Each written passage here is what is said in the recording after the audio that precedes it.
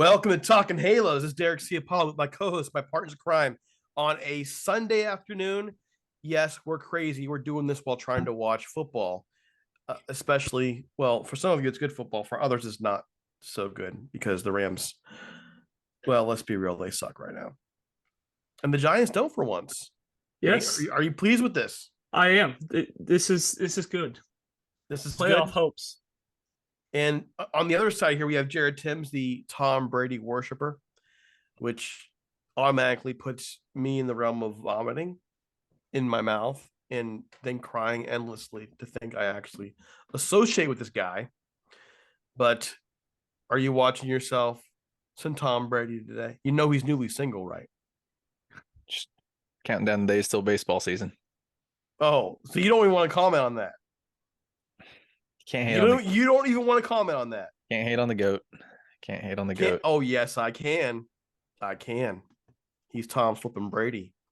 I can and I will. That's my answer too. I can and I will. Tom All Brady. right. So we are starting to get into the offseason. We're starting to see the Angels make some moves. We talked about the Tyler Anderson signing last week, and here we are. The Angels make another move, which raised my eyebrow a bit. I know that it raised you guys' eyebrow a little bit as well. I'm hoping I get his name right. The Angels acquire Gio Urshela. Did I say this right? Yes. Sweet. For prospect Alejandro Hidalgo in a one-on-one swap with Minnesota. Urshela is going to be 32 next year around June, and that will put him par for the course in terms of the Angels picking up veterans.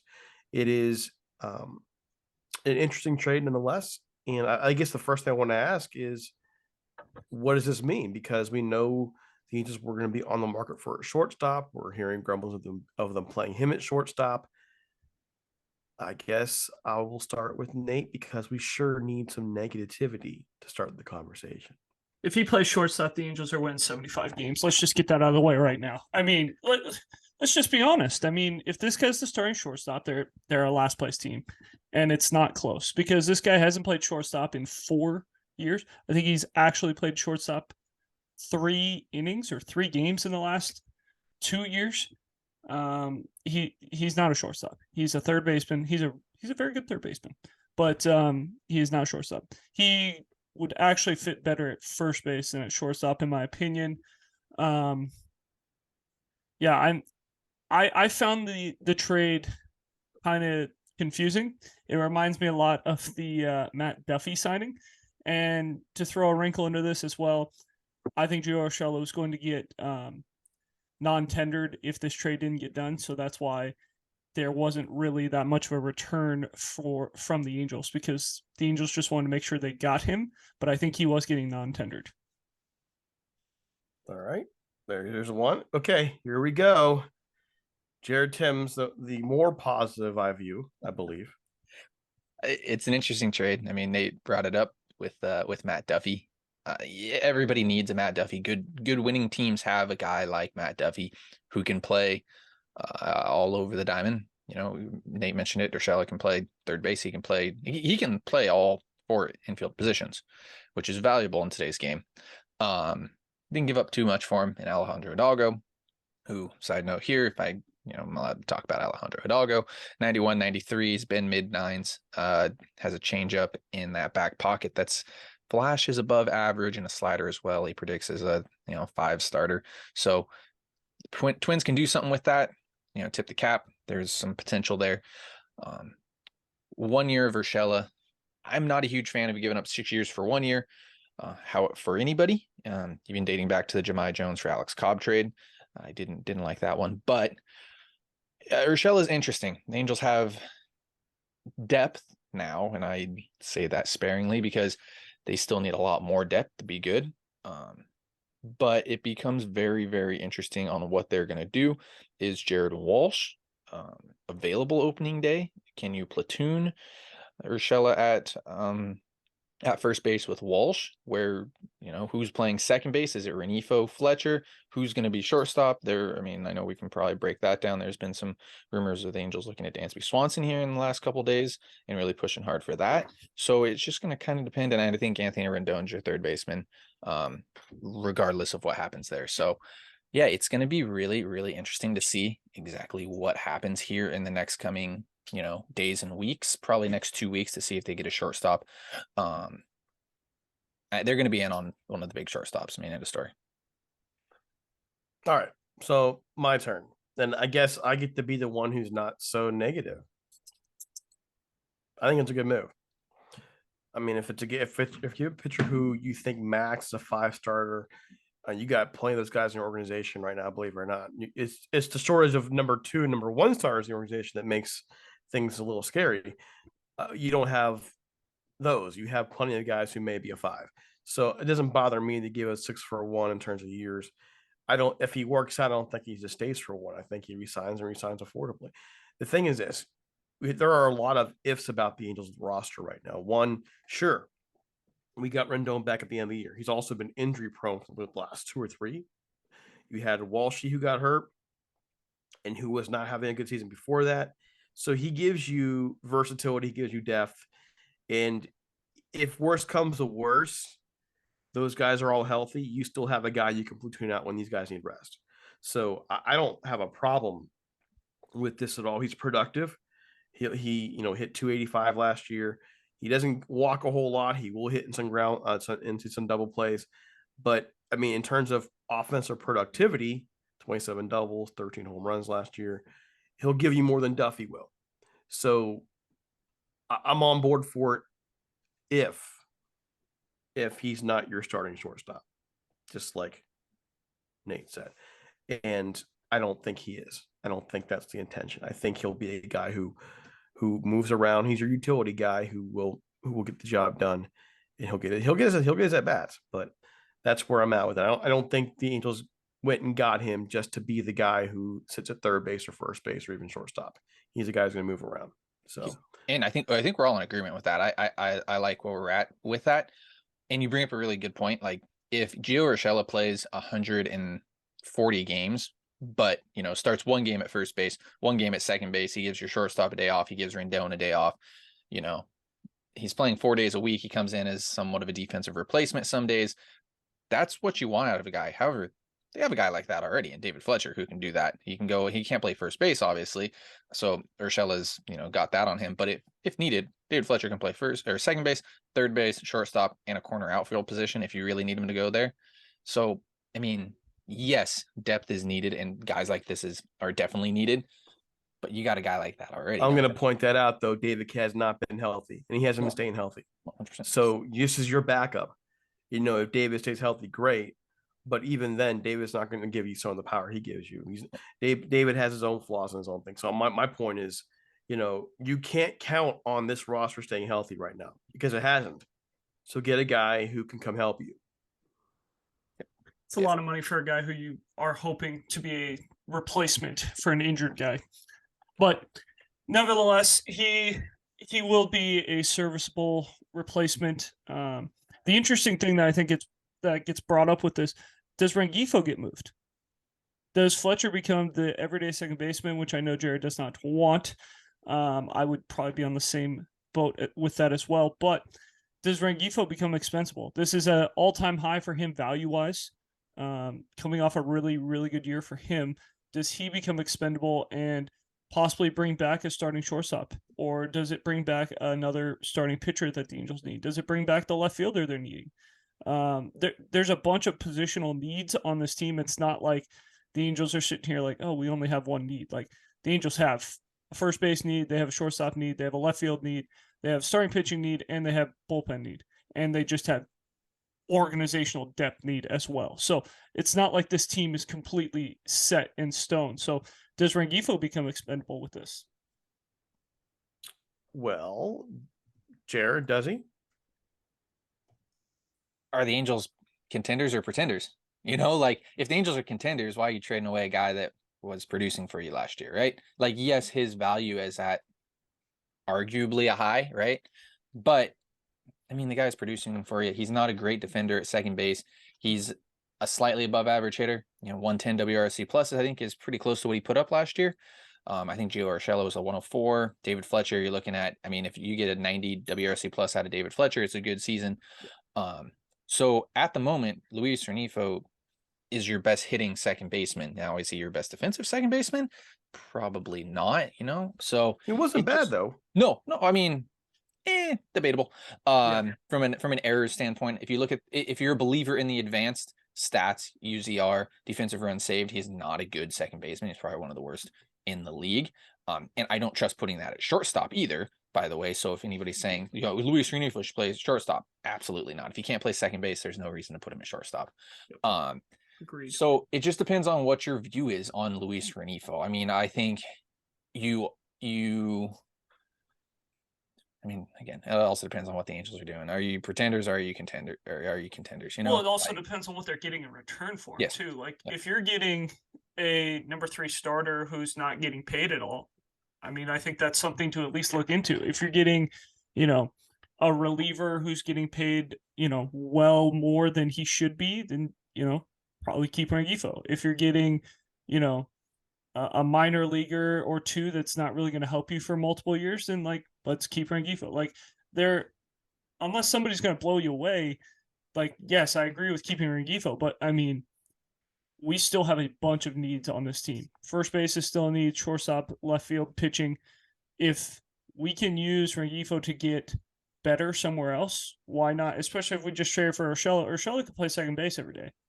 Not that you would want that, but it's a possibility. Him and Fletcher could kind of platoon. He could play first base on some days. There are a bunch of options with Urshela coming on the team, but I don't know. That's just an interesting thing that I think could be, because what do you got? You got 6 infielders right now? The thing is, with that potential move, I like it and I don't. I mean, I've been a believer in Rengifo for a long time, and that's not a secret. But you make a great point in the fact that he is right now at this moment probably at his peak in terms of value. What was his best year as a pro, and it's not even really close. And if they want to try and get something for him to help make the team better long term, then maybe this is the time. I guess that brings me to this question for both of you: does this deal for Urshela take them out of the sweepstakes for, say, a Correa or a Dansby Swanson? Because if it doesn't, then it's an okay move, and we have potential for things like Rengifo moving. If the Angels are intent on putting him at shortstop, which we all hope not, then I don't think it takes them out. Honestly, I think the rumor came out yesterday, or I guess 2 days ago now, that they're looking very hard at Dansby Swanson, which I think everyone was going to throw that out there with the Perry Connect, but I don't think it takes them out of the shortstop. But the interesting thing is, I'm still wondering how much money is already going to let Perry spend. That's the biggest question mark that nobody has answered. Everyone continues to say it's going to operate business as usual. Business as usual is 180 million. Are they going to be able to go to 200 million? Are they going to be able to go to 220? I know Artie hopefully sells his team by opening day is what it looks like, but is Artie going to okay them going that far? Because that's how far they're going to need to make sure this team is good enough. They can't go to 180 million and say this team's good enough, especially if they go after a big boy like a Bogarts, a Correa, a Turner, even a Swanson. Swanson's going to get paid 20 million. He's still going to get his money. He's going to get 25 million, which, might be a little bit too much for my liking. But if he hits and plays the way he did this year, he's worth 25 million. But I think he, played a little bit better because it's a contract year. So I don't think it takes him out of that, though. Sure. I mean, sidebar here, you want to know one good thing about Dansby Swanson? I think I saw a stat today that he's started 411 of the 420 or 415 games at shortstop for the Atlanta Braves. So you're looking for consistency. That's one of the most consistent guys you can get out there. Yeah, it's it definitely doesn't take him out. Early and often has been the theme here for Perry, the Braves in particular, and he's brought that over to the Angels. So I expect, it wouldn't surprise me if something gets done, here in the next 2 weeks, to be honest, when it comes to a shortstop. And I mean, the Angels offseason could be done really quick.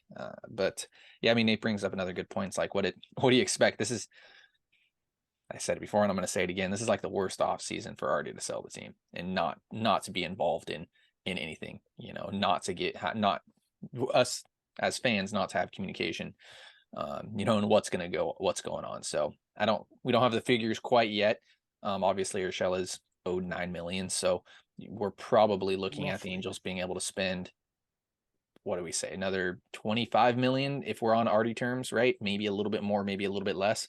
And we're talking about a big name shortstop being close to 25, 30 million a year. So I don't know. I expect them to be in the sweepstakes or a shortstop here, though. So I'm going to make a prediction. And we started talking about it last time out. But and you guys can call me on it, and I'm okay being wrong. Anybody who knows me on the show knows I'm okay being wrong. I don't like being wrong. Who likes being wrong? I think the Angels are going to go for it. I think they're going to go against Tide, and I think they're going to go for it. And they know they have Ohtani for 1 year, and he's probably gone. I mean, I think he's probably gone. So go for it. Take one last shot. And if you're in July and it's time, it's not working, you sell these bad boys out and start fresh with your farm system. So that's my prediction. I think the Angels are going to spend more. I think they're going to break the mold for 1 year and go after it because, one, they're desperate, and two, also because the contract reality is just that. You got Trout in his 30s now. You got Rendon in his 30s. You got Ohtani in his last year. You have, if you're going to do it, if you're going to go for it, and you're trying to sell a team, you want to go out the bang. At this point, I think they're going to spend more. I don't think they're going to go too long term on anybody in most cases, unless it's somebody who is you think will be there for a while. But it's just my point of view. They're going to go for it. And if I'm wrong on this, I'm wrong. And I might be, because we talked about it. Artie will spend money, but he won't spend more than what? Nate, say it again. How much? It's about 180. He usually won't, but I think this year they will. I also think, to put this out there too, I think Parrish job's on the line too with new ownership coming in. You really got to show. I know Nate's smiling over there, saying like, Jared, I've told you this a million times, but the more you think about it, like, you bring in new ownership, you want to bring in a whole new crew, a whole new cast. I want to see Perry get, his say as much as anybody else does, but with new ownership means new everything. So it'll be really interesting to see what happens and what Perry does here, and if they can put out. If you really want to break down, what does a successful season look like for you? I think, playoffs. Yes, playoffs, but playoffs. Find a way to get 85 wins first, right? You have two of the best players in baseball, and you can't make the playoffs. No, you got to. You have to make the playoffs. Don't give me 85. You need to be a step in the right direction. You need to at least take a step in the right direction. No, you can't go a step in the right direction because Ohtani's gone. Ohtani's leaving if you win 85 games and miss the playoffs for the 6th time with him. So I'm with Nate on this. This is a win of the playoffs or get out. This is make the playoffs or your job's gone. Within the division right now, you have the Astros sitting there, okay? But you can compete with Seattle. They're good, but they're competable, okay? Texas is a mess still. And Oakland is Oakland. Okay, you never know what you're gonna get with them. They may be back quickly, but in the same token, you have players. It's an imbalanced roster. It's what hurt us last year, but you can fix a lot of this in 1 year. There's nothing saying they can't come back next year, win 90, 95 games. If you spend a little more because you have to now, there's nothing saying you can't. I think at this point, another thing to think about, you go out there and you sign these people to these expensive contracts. If Artie's selling the team, those salaries aren't his concern anymore once he sells the team. It's the new owners. Right. So what if he's on the hook for 1 season for a bloated payroll? What the heck does he care? He pays it one time, he's out. Right. So at this point, go for it, because otherwise you're going to lose Ohtani anyways. Ohtani's your big guy for you. You love this guy. You want to stick around. Well, if you don't make the effort to win in what would be his last year there, then why would he want to stay? I think they have to spend. I think they know that. If I'm wrong, I'm wrong. We may fit the mold and be wrong on this, but I think if they're going to break it, I really, this is my gut telling me this is the year they do that. And I'm saying that again for the fifth time saying this. I know there's a good chance I'm wrong on this, but my gut's telling me, based on the little things they're doing thus far, they're going to spend. I don't disagree with any of that either. Said I said this a couple podcasts before. I think this is Artie's last damning wish on the Angels. So I mean, if you're buying the team, do you want a team that's been out of the playoffs for the last 7 years? Do you want a team that made it smooth and is now a serious contender again? How many years in a row have we said they're a serious contender? I'm not saying they might be a 90 90-win team last year. We said they might be a 90-win team the year before. I mean, it's been consistent. So I did, and I'll own that. But I'm not saying that right now. But if they go for it and they're getting ready to sell this team, and they do get that 99.5 wins, all of a sudden they're a contender again. And that's a selling point. Oh yeah, definitely. We'll see what happens. My last thing is, don't sleep on a trade market for shortstop. I think the Cubs have mentioned a lot that they want to go get a Carlos Correa, Trey Turner, Xander Bogaerts. Nico Horner would not be a bad guy to go get. The Angels possibly could go get him. He can hit anywhere 1 to 9 in the lineup. He plays pretty good defense. I would not sleep on the trade market for shortstops. Perry has got to stay under his 180, I think. And that's just me personally. I know, Derek, you think they could go towards the 200, which if that's the case, bring it on. Go get Correa, go get, Benintendi, all these guys. But if they got to stay around that 180, maybe even go to the 190 mark, look to the trade market. Nico Horner's a guy to go get. Do you think they have the depth really to start making trades? Absolutely. They want? Because you just left two guys off the 40 man in Jeremiah Jackson and Jordan Adams, who both could be potential trade pieces. Not that you're going to get, Nico Horner for just one of those guys, but I think that they're in a position where they can move a couple guys because they do have positional strength in the big leagues. And who knows? Maybe Taylor Ward is in the trade. Maybe Luis Rengifo is in the trade. Maybe Jared Walsh is in the trade. It's possible that they use one of their guys that they're not 100% sold on, like a Walsh or a Rengifo, to go get a Nico Horner or another shortstop, Javier Baez, or whoever it is. I know Jared loves Javi Baez. So there's a bunch of different options at shortstop. It doesn't have to be the $25 million shortstop. Jared? I think Dansby Swanson's an Angel in the next 2 weeks. Holy crap, he called that straight. I've been saying it for a while now. I mean, the Perry connections are there. If Atlanta wanted him, they would have extended him. If Dansby wanted, I mean, not that Dansby doesn't want to stay there, but if Dansby really wanted to stay there, I mean, he would have stayed there, right? I mean, I think he's a Georgia guy or he's a Southern guy anyways, from that area. So why wouldn't he stay there? So I think that he's definitely testing out that free agent market. And, I think, like I said, early and often, I think Dansby Swanson's going to be an Angels jersey. I just want to lay this out there, though. Even if the Menonds and connections there, why at this point does Dansby Swanson want to be an Angel? When you look at all this, and I'm okay, and I know we're running out of time on this, so I know we have to be quick. If you're a free agent coming over to the AL West, where the Astros just won a World Series and Seattle's on the up and up, why come over and join the Angels?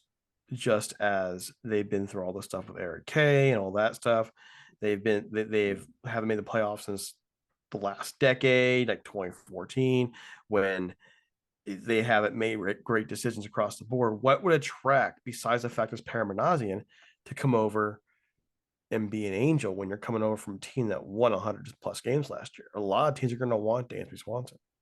I don't think that Eric Kay or any of that stuff matters to the players, honestly. I think what they worry about is winning and money, and he's already got his ring. He's going to worry about who's going to pay him the most money. And I mean, if I have to play, 80, 81 games in Southern California and never have to worry about bad weather, and I'm going to get paid $25 million, and I could be getting paid $25 million to play in bad weather in Minnesota or Chicago or, all these places, I think I'd rather just play in Southern California. And knowing I have a chance to play with two of the top 3 players in Major League Baseball, at least, maybe the top 2 players in Major League Baseball. So I think there are some reasons why people would want to come to Anaheim. It just depends on, hey, do you have a ring already?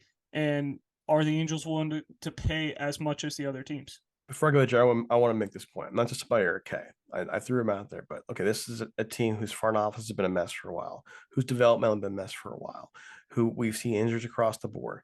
We have the whole blow up with Joe Madden that now is all public. Okay, we saw the botched trade. There's a whole lot more than just what happened to Eric K. This is a franchise which, in my view, does not have a reputation right now for stability. Am I wrong? No. So then why would, I mean, that's really what I'm asking. I'm not just talking about Eric K. So I apologize for that. Just that singular one. I should have articulated more. But that's my point going to you, Jared.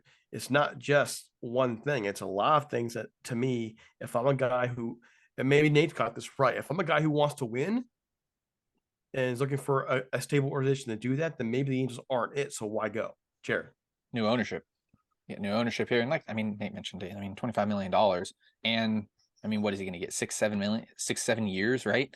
So it's job security. You're here for a little while. I mean, there's a handful of things. Southern California, of course, as well. With high taxes. Yes, that's always there as well. I mean, but that's in a lot of spots as well. So it's not just it's not just California. 100% it is more so. But yeah, I mean, Angels, and at the end of the day, to work with taxes, they all end up giving guys more anyway. So, yeah, Southern California, there's a lot of pluses here. The Angels are in need of a shortstop. They don't have anybody. I know people are going to say Zach Neto, but I mean, when was the last time the Angels produced somebody in the minors? Like Zach Neto might be that guy, right? But like Angels don't have anybody waiting to play shortstop. They don't have a top prospect in the system ready to play shortstop next year. So Dansby Swanson's or whoever they get, if that is, a big name shortstop, is the foreseeable shortstop of the future, So there's a lot of pluses to play in Anaheim, and it's a small market, and it's not a small market. It's not a big media place either. So you're not going to get, crushed by questions. That's why Shohei Ohtani came. That's why Vlad Guerrero came. So that's why the Angels have been able to get some big name players too. Albert Pujols came to Anaheim because the media, I mean, granted money too, but stay out of the media. So it's a lot of good things. All right. Closing thoughts, Nate. Go. I want to see a shortstop on this roster within the next 2 weeks. I don't care if it's Dansby Swanson. I know he's my 4th choice out of 4 of the top 4, but hey, if that's who it is, that's who it is. I just want to see a shortstop, a guy who plays shortstop on the roster within the next 2 weeks. Jared? That was my final thought. Dansby Swanson, baby. All right, my final thought. Buckle up. Buckle up, folks. It's time for us to go, but we're not going to be gone long because it is going to be a crazy month as we get closer and closer to the new year. It means winter meetings, it means trades, it means all that jazz. So buckle up. Talking Halos is just getting going. Follow us on Twitter and Facebook at Talking Halos. Follow Jared at Jared_Tims, Nate Green 34. And I guess you can follow me, even though I don't pay attention much to Twitter anymore, at DC Paula. Make sure you like us on Facebook. Make sure you subscribe. And if you happen to have time, leave those reviews and help us out. In the meantime, it's time for us to go. Have a great one. Happy Thanksgiving if we don't see you before then. But if there's a signing, you'll see us before then. We're out of here.